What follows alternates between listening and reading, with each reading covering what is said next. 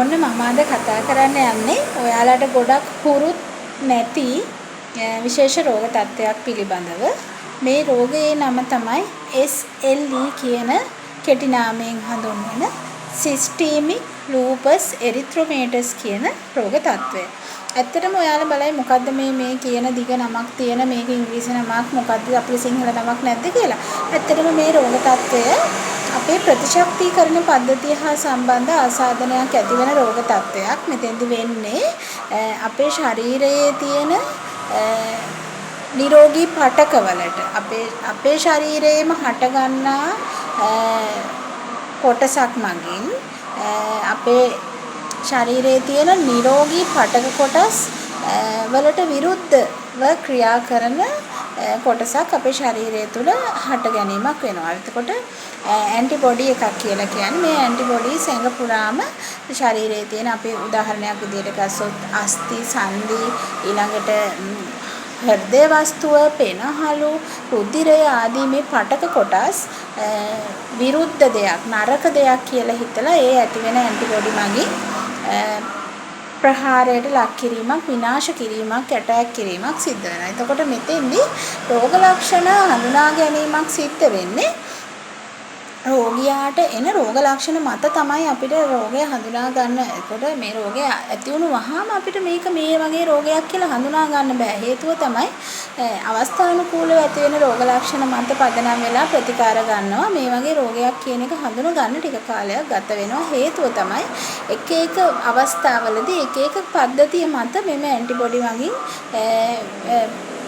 ප්‍රතිඵල ඇති කිරීම. එතකොට විශේෂයෙන්ම රුධිරය මත බලපෑම් ඇති කරද්දී thrombocytopenia කියන තත්ත්වය ඇති වෙන්න පුළුවන්. ඒ කියන්නේ platelets ප්‍රමාණය රුධිර පට්ටිකා ප්‍රමාණය විශාල වශයෙන් රුධිරයේ අඩුවීම නිසා අර සම මත ලේ පැල්ලම් කියන්නේ නිල් පාටට කළු පාටට පැචස් වගේ මතුවීම ඇති වෙන්න පුළුවන් ප්ලේට්ලට් අඩුවීමෙන්. ඊළඟට හිමෝග්ලොබින් ප්‍රමාණය ගොඩක් රුධිරයේ අඩු වෙනවා. ඉතින් හිමෝග්ලොබින් අඩුවීමේදී වෙන්නේ රෝගියාගේ කෙස් හැලී යාම. අතිශය විදිහට හොඳ කෙස් කලඹක් තිබිච්ච රෝගියෙක්ගේ කෙස් හැලීම අපිට බලා ගන්න පුළුවන්. ඒතර කාලාන්ත ගතිය, කරකැවිල්ල ගතිය, අධික තෙහෙට්ටුව, මහන්සිය.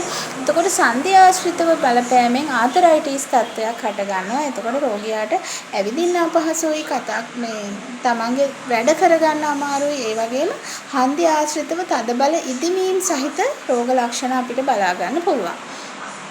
අධික වේදනාවෙන් සමහර වෙලාවට රෝගියාගේ ඇඟ ස්පර්ශ කරන්නත් බෑ. ඒ ස්පර්ශය පවා උන්ට වේදනාවක් විදිහටයි ඇති වෙන්නේ. ඒ වගේම මේ රෝගියන් නිතරම කියන තවත් එක රෝග ලක්ෂණයක් තමයි පපුව ආශ්‍රිතව හට ගන්නා වේදනාව. එතකොට පපුවේ වේදනාවත් කියන්නේ මුළු ශරීරයේම පවතින වේදනාව පපුවට කියලා විශේෂත්වයක් නෑ. ඒතර පපුවේ පවා වේදනාව හට ගැනීමක් සිද්ධ වෙනවා. එතකොට රුධිර පද්ධතියේ පෙනහළු මත බලපෑම් ඇති වුනහම පෙනහළු කොටීරවල පෙනහළු අතර තියෙන පටලවල තරල එකතු වීමක්, ආසාදනය වීමක් නිසා ඒ තරල එකතු වීම ඇති වෙන්න පුළුවන්. එවැනි අවස්ථාවල මේ රෝගීන්ට හතිය ගතිය, නොනවතින කැස්ස, පපුවේ මහන්සිය, ඇදුම වගේ තත්ත්ව හට ගන්න පුළුවන්. එතකොට ප්‍රතිශක්තිකරණය ඉතාම දුර්වලයි. අපිට ප්‍රතිකාර යොදන්න වෙන්නේ රෝගියාගේ ප්‍රතිශක්තිකරණය වර්ධනය කර ගැනීම සඳහා. එතකොට තවත් අවස්ථාවක මෙම රෝගීන්ට වකුගඩු වලට මේ තත්ත්වය බලපානවා. ඉතින් වකුගඩු වලට තත්ත්වය බලපෑවහම වකුගඩු වලින් ප්‍රෝටීන් පිටවීම, ඊළඟට සීරම් ක්‍රියැටිනින් ලෙවල් එක වෙනස් වීම, මේ වගේ රෝග ලක්ෂණ හට ගන්න පුළුවන්. ඉතින් අවසාන වශයෙන් රෝගියාගේ හෘද වස්තුව සහ මොළය ආශ්‍රිත පටකවලට මෙම ඇන්ටිබොඩි එක මගින් ප්‍රහාරයට ලක්වීම නිසා ගොඩාක් වෙලාවට මේ තත්ත්වයේදී රෝගියා මිය යාමක් සිද්ධ වෙන්නේ හෘද වස්තුවට හානි සිද්ධ වීමත් එක්ක හෘද ආශ්‍රිතව පටකවලට ඇන්ටිබොඩි එකේ ක්‍රියාකාරීත්වයෙන් දුර්වල වීමත් එක්ක. ඉතින් මේ වගේ තත්ත්වයකදී බටහිර වෙදකමෙත් ස්ටීරොයිඩ් වර්ග විවිධ ප්‍රතිකාර වර්ග යෙදීමක් සිද්ධ කරනවා. නමුත් ඒක ස්ථානයට අදාළව ස්ථානීය රෝග ලක්ෂණ මත පදනම් වෙලා ඒවට ප්‍රතිකාර යෙදීමක් මිසක් මේ ඇන්ටිබොඩි එක විනාශ කිරීම සඳහා නිශ්චිත ප්‍රතිකාරයක් නැහැ.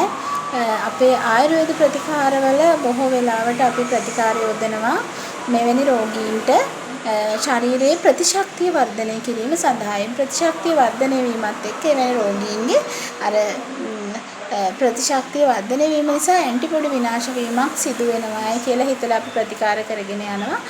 එතකොට ප්‍රතිශක්තිය වර්ධනය වෙමින් යද්දී මෙම රෝගවලට ඔරොත්තු දීමේ හැකියාව රෝගියාට ඇති වෙනවා. ඉතින් කොණ්ඩේ හැලෙන රෝගියෙක්ගේ කොණ්ඩේ එනවා. වකුගඩු වලට ඩැමේජ් වෙලා තියෙන කෙනෙක් නම් ප්‍රෝටීන් යූරියා පිට වෙන රෝගියෙක් නම් මුත්‍රාසාදන මුත්‍ර දැවිලි නිතර පිට වෙන ඒ වගේ තත්ත්ව තියෙනවා නම් එවැනි දේවල් සුව වෙමින් යද්දී රෝගියාට ඉතාම පහසුවක් දැනෙනවා. එයාට හුස්ම ගන්න පහසුයි. තමන්ගේ වැඩ කරගන්න පහසුයි. එතකොට ආතරයිටිස් වගේ තත්ත්ව තියෙනවා නම් ඉතාම වේදනාකාරයෙන් ඒ රෝගියා ඉන්නේ. සමහර වෙලාවට පිටින් බැලුවම කිසිම රෝගයක් පේන්නේ නැහැ. එයා හරි සුන්දරව hina වෙලා කතා බහ කරලා ඉන්නවා. නමුත් එයාගේ ශරීරයේ අභ්‍යන්තරයේ පිටට කියා ගන්න බැරි තරම් තද බල වේදනාවක් තියෙනවා. සමහර වෙලාවට ස්පර්ශය පවා සියුම් ස්පර්ශය පවා උන්ට වේදනාවක් කෙනෙක් විශ්වාස කරන්නෙත් නැහැ මේ වගේ පුද්ගලයෙකුට මේ වගේ අසනීපයක් තියෙනවා කියන එක. ඉතින් ගොඩාක් කාන්තාව තමයි බහුතරයක් මේ රෝගීන් ප්‍රමාණය ගත්තොත්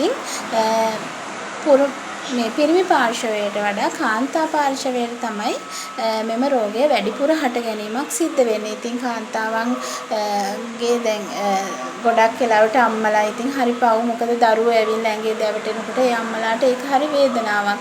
සමහර වෙලාවට දරුවෝ වඩා ගන්න බෑ ආදරෙන් ළඟින් ඉන්න බෑ. අර මේ වගේ ප්‍රශ්නත් එක්ක ඒ අම්මලා හරියට මානසික වැටෙනවා. ඉතින් මේ වගේ රෝග තත්ත්වවලදී හොඳම ප්‍රතිකාරය තමයි මානසික සෞඛ්‍ය යහපත්ව පවත්වා ගැනීම. හැම වෙලාවෙම රෝගය නිසා විඳවන වේදනාවට අමතරව අනේ මේ රෝගය නිසා මම කොයි වෙලේ හරි මැරෙයි නේද කියන එක හිත ඒ ගැන හිත මානසිකව කල්පනා කරන්නේ නැතුව අඬන්නේ නැතුව බොහොම ශක්තිමත්ව රෝගයට මුහුණ දෙනවා නම් ඇත්තටම රෝග ජය ගැනීමේ හැකියාවක් තියෙනවා. ඒක තමයි ලෝක ධර්මය. අපි ලෝක ධර්මයට අවනත විය යුතුමයි. එතකොට යම්කිසි තැනකදී දරුවෝ ගැන හිතලා අම්මා තාත්තා ගැන හිතලා සහෝදරයෝ තමන්ගේ වටේ ඉන්න අය ගැන හිතලා මානසික පීඩනයක් නෙවෙයි ඇති කරගත යුත්තේ. හැම මොහොතකම අනිත් අය වෙනුවෙන්, මගේ දරුවෝ වෙනුවෙන්, මගේ අම්මා තාත්තා වෙනුවෙන්, මගේ අහත්තයා වෙනුවෙන්, සහෝදරයෝ වෙනුවෙන් මම හොඳින් ඉන්නවා. මගේ ජීවිතේ මම වැටෙන්නේ නැහැ. මම කොහොම හරි මගේ ජීවිතේ මම ඉස්සරහට යන්න උත්සාහ කරනවා කියලා හිත ශක්තිමත් කරගන්න පුළුවන් අයට හරි ඉක්මනට අපේ ආයුර්වේද ප්‍රතිකාර වලින් රෝගය සුවපත් කරගන්න පුළුවන්. ඉතින් අර ගොඩාක් කාන්තාව මනසින් වැටෙනවා මේ කොණ්ඩේ යන එකට. කොණ්ඩේ යන්න ගත්තම තට්ටේ පෑදෙන තරමට කොණ්ඩේ යද්දි ඉතින් කාන්තාවන්ට ඒක හරීම මේ මානසික ප්‍රශ්නයක්. අනිත් එක මේ රෝගී තත්ත්වයේදී රෝගියා මහත් වෙනවා. ඉන්න ප්‍රමාණයට වඩා ගොඩක් වැඩි වෙනවා. ඉතින් එතකොට මම හැම වෙලාවෙම අපේ ආදරණීය සහෝදරයන්ගෙන් ඉල්ලන දෙයක් තමයි අපේ කෙනෙක් ඉස්සරහට හම්බුනාම මූණට හම්බුනාම ගොඩ කාලෙකින් දැක්කහම හරිය නිතර දැක්ක හරි අනේ ඔයා මහත් වෙලා, අනේ ඔයා කෙට්ටු වෙලා, අනේ ඔයා කැත වෙලා, ඔයා කළු වෙලා මේ වගේ දේවල් කියන්න එපා. ඒක හරි නරක දෙයක්. මොකද සමහර විට එයාගේ සමහරු ජිම් එකකට ගිහිල්ලා ඇඟ ස්ලිම් කරගෙන ඩයට් ප්ලෑන් එකක් ගිහින් කෙට්ටු වෙලා වෙන්න පුළුවන්. ඒක හදාගත්ත දෙයක් වෙන්න පුළුවන්. සමහර විට මේ වගේ අසනීප තත්ත්වයක් නිසා රෝගියෙක් මහත් වෙලා වෙන්න පුළුවන්. එතකොට එයාගේ මනසේ තියෙන මානසික පීඩනය දන්නේ රෝගියා පමණයි. මූණට ඉස්සරහට හම්බ වෙච්ච ගමන් අම්මෝ යා මහත් වෙලා පිම්බිලා මේ වගේ වචන කියනකොට මේ මිනිස්සු හදවතේ ඇතුලෙන් ලක්ෂ වාරයක් මැරෙනවා, පිච්චෙනවා වෙන්න පුළුවන්. ඉතින් ආදරණීය සහෝදරයනි, ඔයගොල්ලෝගේ එක වචනයක් ඇති මිනිස්සෙක් මනසින් වටවන්න රිද්දන්න. ඉතින් හැම වෙලාවෙම එහෙම වෙන්න එපා. මේ වගේ ලෙඩ තියෙන කෙනෙක් දැක්කහම ඇත්තටම අපි කරන්න ඕනේ මේ වගේ අයට උදව් කරන එක. උදව් කියලා ඉතින් අර විශේෂයෙන්ම අපිට කරන්න පුළුවන් දෙයක් නැහැ. නිසි ප්‍රතිකාරයක් ගන්න යාට උදව් කරන එක. ඊළඟට මනසින් වටින්න දෙන්නේ නැතුව යාට හැම වෙලාවකම රෝගය ගැනම කියන්නේ නැතුව හිත ශක්තිමත් වෙන්න අපි උදව් කරන එක තමයි හැම වෙලාවකම කරන්න ඕනේ. ඉතින් ඕනම දෙයක් සබාදහමට නොවනවනත ලෝයේ කිසිවක් නැහැ. ඉතින් අපිට ලැබෙන ඉරණම් ගමන යා යුතුමයි. නමුත් දෛවය අපිට වෙනස් කළ හැකි උත්සාහය තියෙනවා නම් හැම වෙලාවෙම නිසි ප්‍රතිකාර ලබා ගනිමින් අපේ ජයග්‍රහණය කරා අපි ආ යුතුයි. අපි ලබා උපන් හැටියට හැමදේම වෙනවනේ කියලා දෛවයටම බාර දීලා පැත්තකට වුණොත් අපිට මේ ලෝකේ කිසිම දෙයක් ජය ගන්න බෑ. ඒ නිසා උත්සාහ වෙන්න ඕනේ. නිසි ප්‍රතිකාර කරන ගමම්ම මානසික සෞඛ්‍යය යහපත්ව තියාගන්න. ඉතින් මේ වගේ රෝගවලට සාර්ථක ආයුර්වේද ප්‍රතිකාර තියෙනවා. විඳවන්නේ නැතුව ප්‍රතිකාර සඳහා යොමු වෙන්න කියන එක තමයි මට ඔයාලා හැමෝටම කියන්න තියෙන්නේ. දුක් විඳිනවට වඩා තිත්ත කසායක් බොන එක හොඳයි නේද තමන්ගේ දරුවන්ගේ සහ පවුලේ අනිත් අයගේ සහ තමන්ගේ යහපත වෙනුවෙන් කියලා හිත හදාගෙන ඉතාමත්ම තිත්ත කසාය බීලා අපි ජීවිතේ ජයග්‍රහණයකට යන්න උත්සාහ කරමු කියන එක තමයි මම හැම වෙලාවෙම ඔයගොල්ලෝ හැමෝටම කියන්නේ. හැමදේම ආයෙත් කියන්න තියෙන්නේ සබහා දහමට නොනවනත ලෝයේ කිසිවක් නැහැ. අපි උත්සාහ කරලා බලන්න ඕනේ හැමදේම හරියන්න තියෙන ඉඩ වැඩි.